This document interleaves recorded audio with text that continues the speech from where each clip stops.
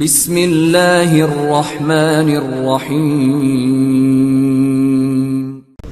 Najaf کا ایک طالب علم بے انتہا غریب دہلی جاتا، مولا علی کے حرم میں راتوں کو نماز شب میں مشغول رہتا، لیکن غربت کا مارا کئی دن اس کو فاقے رکھنے پڑتے غربت کی وجہ سے، بھوک کے عالم میں اسٹوڈنٹ تھا وہاں۔ ایک دن نجف سے زیارت کر کے جب اپنے مدرسے کی طرف واپس جا رہا تھا تو مدرسے کی گلی میں ایک تاجر تھا، اس کا گھر تھا، تو اس نے ایک خاتون کو دیکھا جو اس گھر کے اندر گئی۔ اب ظاہر جوان تھا، ایک جوان خاتون کو دیکھا، ایک لڑکی کو دیکھا، اس کی نگاہ پڑی۔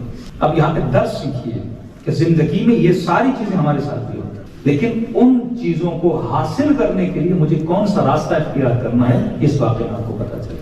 لڑکی اس کو پسند آ گئی، جس استاد نے اس کو پال کے بڑا کیا تھا یہ اس کے پاس گیا۔ استاد جی، میں نے ایک خاتون کو دیکھا ہے، مجھے لگتا ہے فلاں تاجر کی بیٹی ہے، میں بھی جوان ہوں، میرا دل بھی ہے کہ میں شادی کروں، لہٰذا آپ میری شادی کروائیے، ان کے پاس رشتہ لینا چاہیے۔ پہلا درس یہ ملا کہ اگر کوئی پسند آ جائے تو ڈائریکٹ نہ ہوا کرو، ماں باپ کو بولا کرو، استاد کو بولا کرو، ماں باپ نہیں، ماموں کو، چاچو کو، کوئی بھی کمیونٹی کا بزرگ ہو اسے بولا کرو، کیونکہ جب ڈائریکٹ ہو جاؤ گے اس کے حیا کو بھی تباہ کرو گے اور اپنی تقویٰ کو بھی تباہ کرو گے۔ پہلا کنیکشن جو روایت اسلامی میں وہ یہی ہے کہ تمہیں بزرگوں کے ذریعے سے کیا بنانا ہے، کنیکشن بنا۔ یعنی کوئی پسند آ گیا فوراً واٹس ایپ پہ آپ نے میسج بھیج دیا۔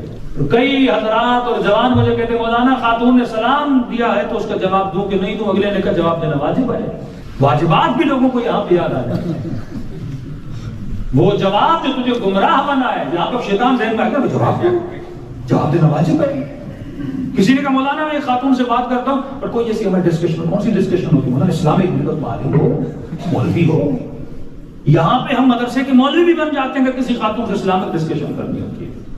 میں نے کہا خبردار، شیطان انہی ذریعوں سے معصوم فرماتے ہیں، ایک بند کمرے میں، بند کمرہ یہ ہماری کنورسیشن بھی ہو سکتی ہے، ضروری نہیں وہ فزیکل بند کمرہ ہو۔ مطلب تم جب کسی خاتون سے ڈائریکٹ ہو جاتے ہو، فرماتے تیسرا تمہارے بیچ میں شیطان ہوتا ہے۔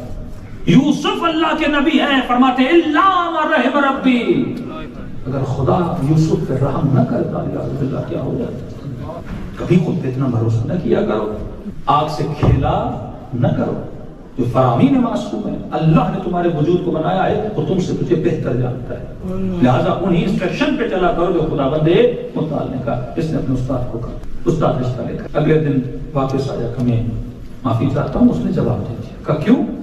کہ وہ کہتا ہے ایک تو تم بہت بیمار ہو، کیونکہ اس کو کھانسی بہت ہوتی تھی، دن رات یہ کھانستا تھا۔ دوسرا اس نے کہا کہ تو غریب ہے، یہ بیٹی تجھے نہیں دے سکتی۔ اب دیکھیے شدت سے آپ کسی چیز کو پسند کریں اور وہ نہ ملے تو انسان کا دل ٹوٹ جاتا ہے۔ اس نے کہا دو چیزوں کی وجہ سے بیٹی کا رشتہ نہیں دیا، غریب ہوں، میرا قصور کیا ہے؟ بیماری ہے، میرا قصور کیا ہے؟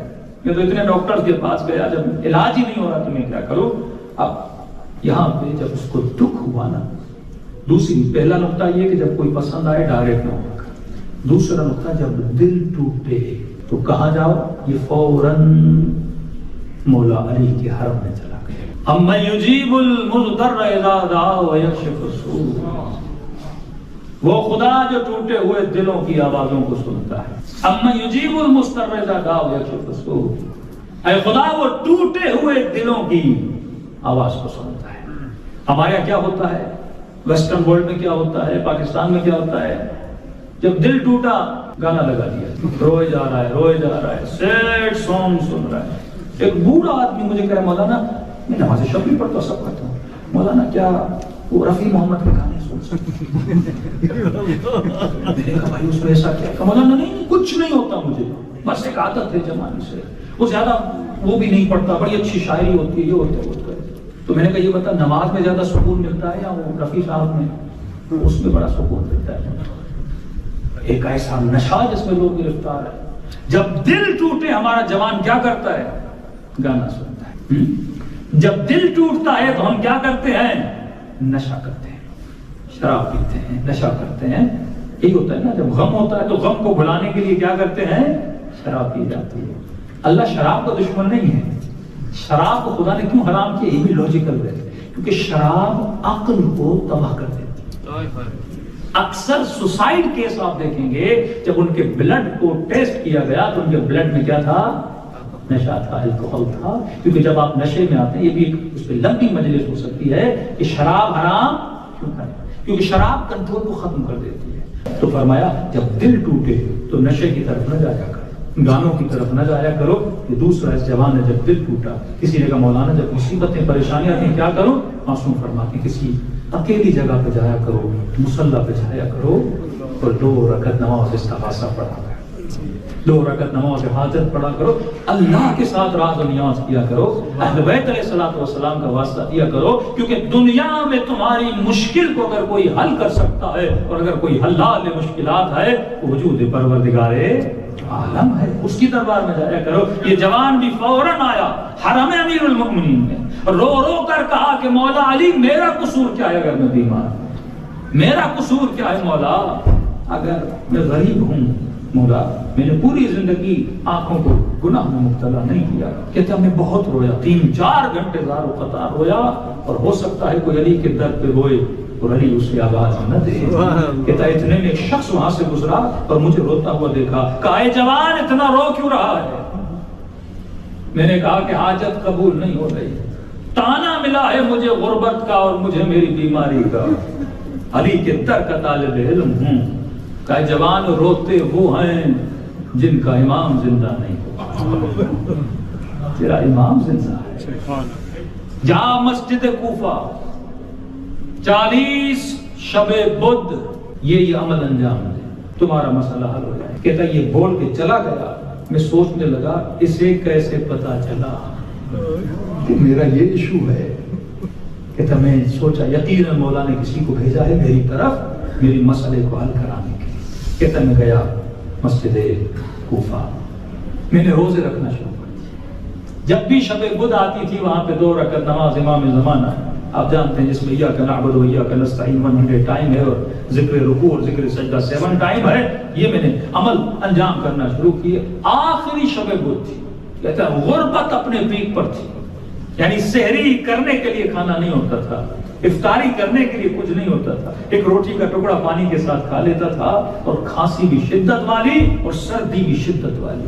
جب مسجد کوفہ پہنچا ایک چھوٹا سا روٹی کا ٹکڑا، عرب قہوہ پیتے ہیں، ایک میں نے کٹلی رکھی قہوے والی، جیسے افطار آ جائے نماز پڑھ کے 2 ٹکڑے روٹی کے پھر اپنی نماز امام زمانہ مشغول ہو جاؤں. اور یہ آخری رات تھی، میری امیدوں کی آخری رات تھی، امام زمانہ سے التجا کی آخری رات تھی. کہتا میں نے نماز پڑھ کے بس کی، سخت سردی اور میں کھانستا تھا، اور جب کھانستا تھا تو منہ سے خون آتا تھا.